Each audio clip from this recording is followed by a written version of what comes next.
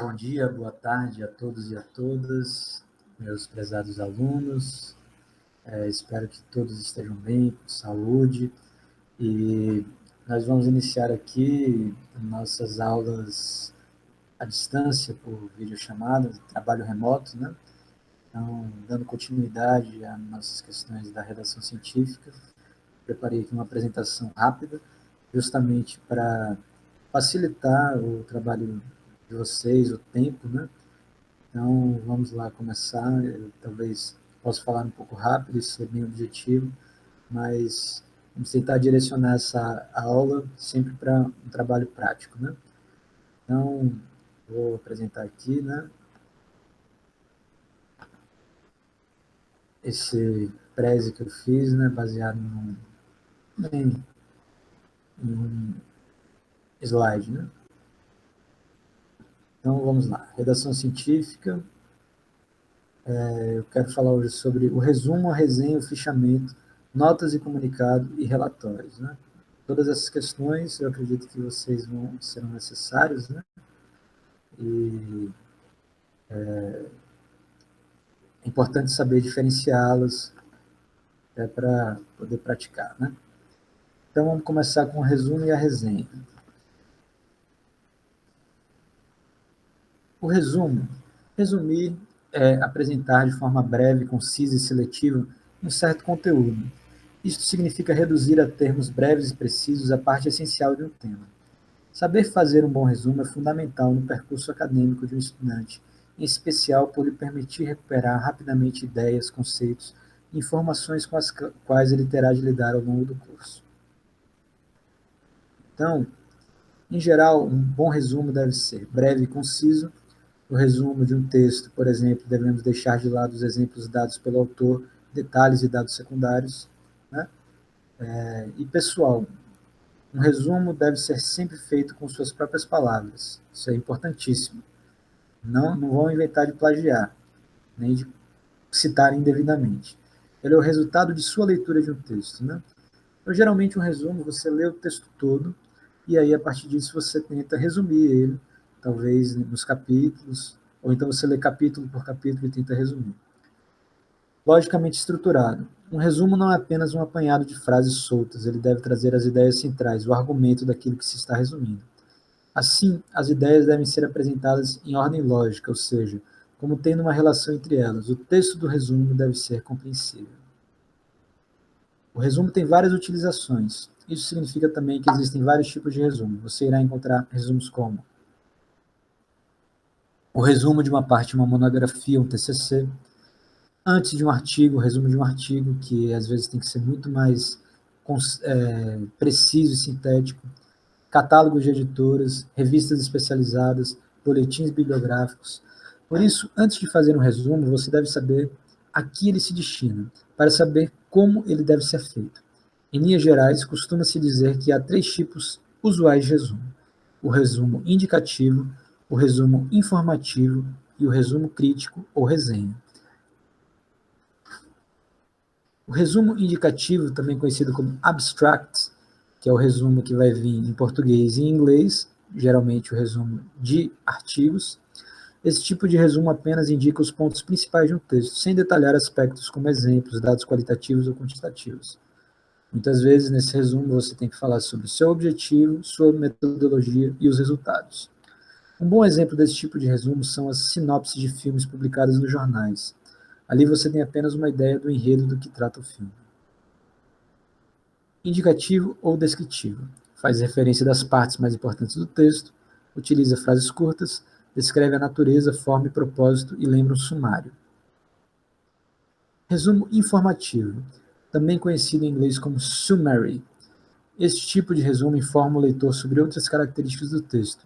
Se o texto é o relatório de uma pesquisa, por exemplo, um resumo informativo não diz apenas do que trata a pesquisa, como seria o resumo indicativo, mas informa as finalidades da pesquisa, a metodologia e os resultados atingidos. Um bom exemplo disto são os resumos de trabalhos científicos publicados nos anais de congressos, como da SBPC, Sociedade Brasileira para o Progresso da Ciência.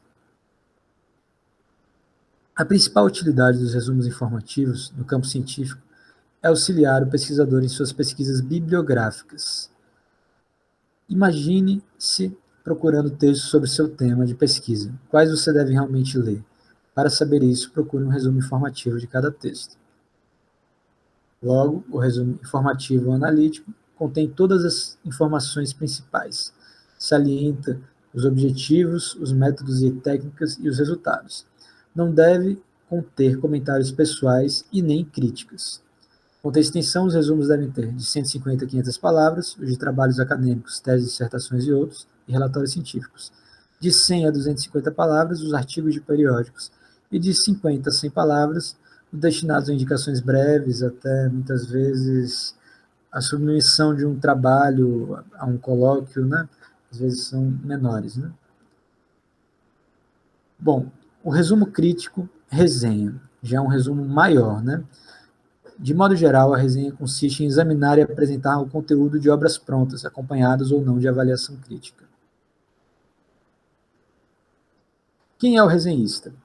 A resenha, por ser, em geral, um resumo crítico, exige que o resenhista seja alguém com conhecimentos na área, uma vez que avalia a obra julgando-a criticamente.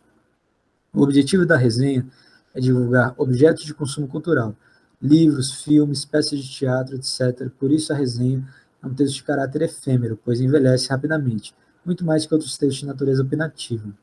Então a gente vê que, nesse sentido, a resenha se assemelha mais ao resumo informativo do que ao resumo indicativo. Veiculação da resenha. A resenha é, em geral, veiculada por jornais e revistas. Extensão da resenha. A extensão do texto resenha depende do espaço que o veículo reserva para esse tipo de texto. Observa-se que, em geral, não se trata de um texto longo, um resumão, como normalmente feito nos cursos superiores.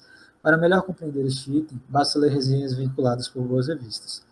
O que deve constar numa resenha? Devem constar o título, a referência bibliográfica da obra, alguns dados bibliográficos do autor da obra resenhada, o resumo ou síntese do conteúdo e a avaliação crítica. Então, o resumo crítico informa sobre o conteúdo do trabalho e formula julgamentos sobre ele. Não existe padronização, não precisa ser de acordo com a BNT.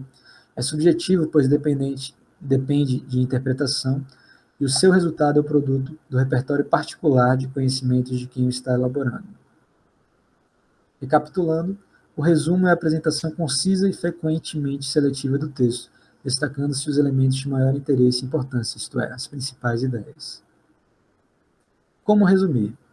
Realize 3 leituras. A primeira sugere um plano geral da obra, a segunda a identificação central e o propósito do texto, e a terceira, as partes principais do texto.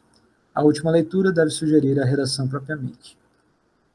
Justamente por não termos tanto tempo, às vezes, para lermos 3 vezes o mesmo texto, é que a gente vai chegar aos fichamentos, ok?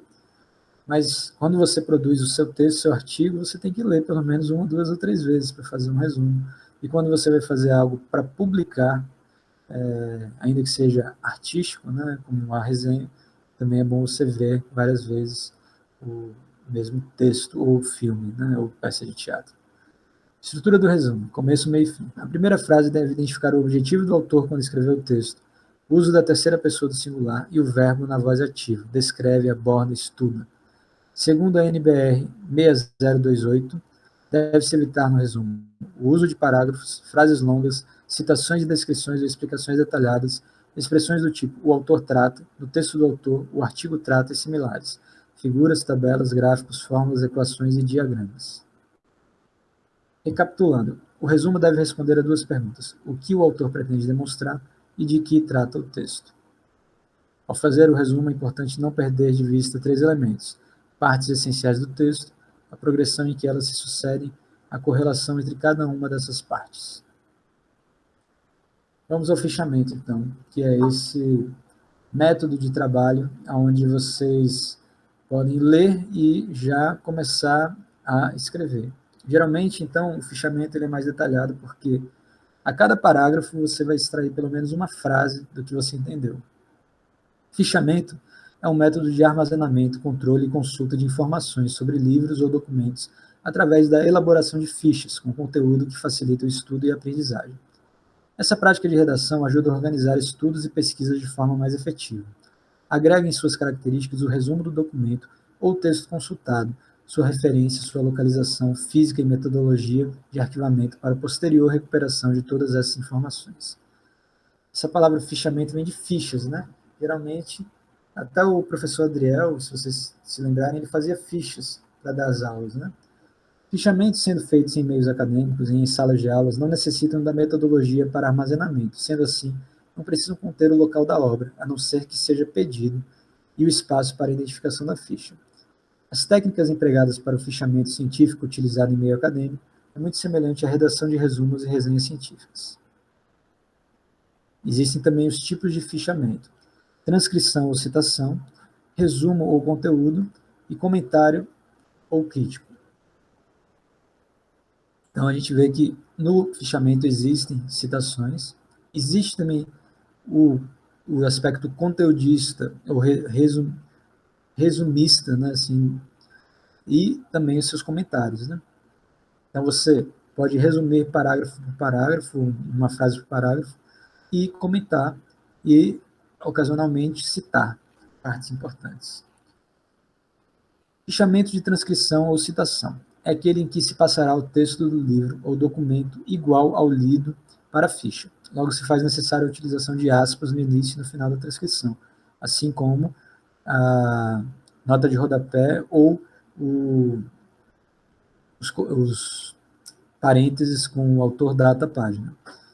Fichamento de resumo ou conteúdo é aquele que traz uma compilação das ideias do autor, ou seja, dos assuntos e características principais abordados no livro ou documento.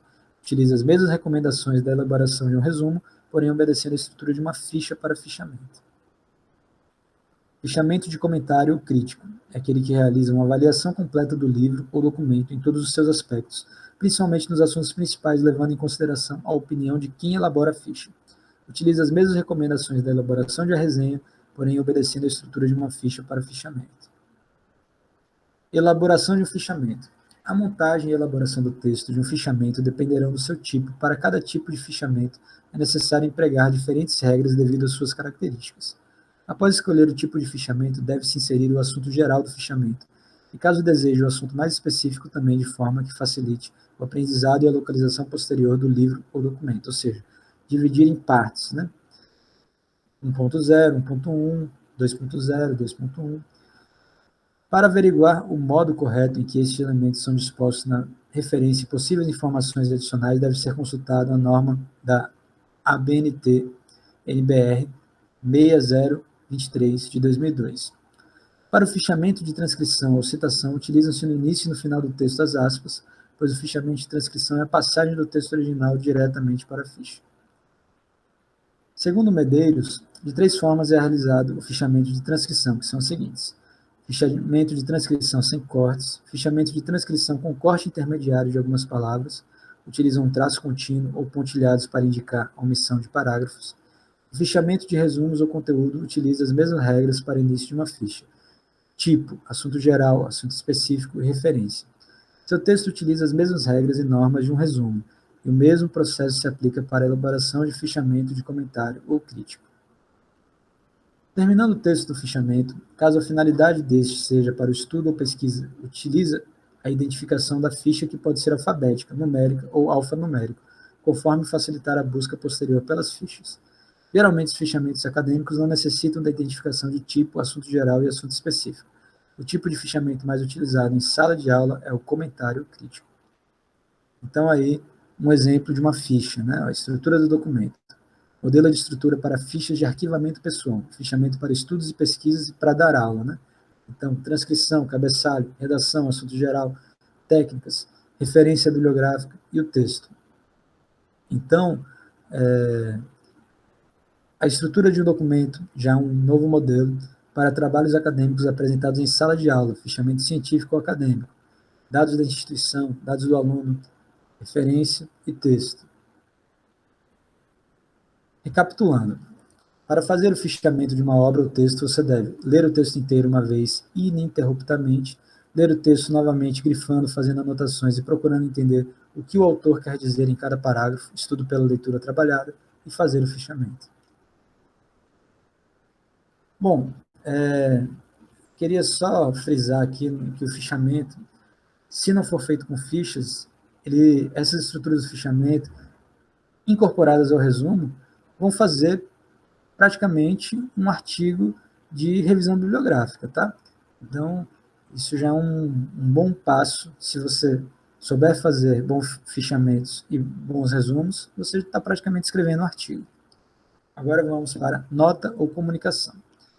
São pequenos trabalhos escritos de forma sucinta, apresentando resultados preliminares, parciais ou finais de pesquisas.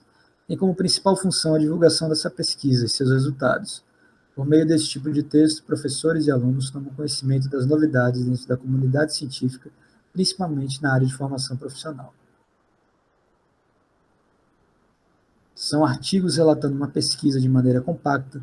Normalmente, os pesquisadores utilizam esse formato de apresentação para trabalhos que têm objetivos mais limitados. As comunicações e notas são publicadas em anais, revistas e periódicos especializados e também apresentadas em eventos científicos e atualmente apresentadas em sites institucionais, como é o caso da recente nota da reitora do Sertão, onde ela vai comentar sobre a questão da volta às aulas. A comunicação consiste na divulgação ao público de conhecimentos extraídos de pesquisas com a finalidade de informar.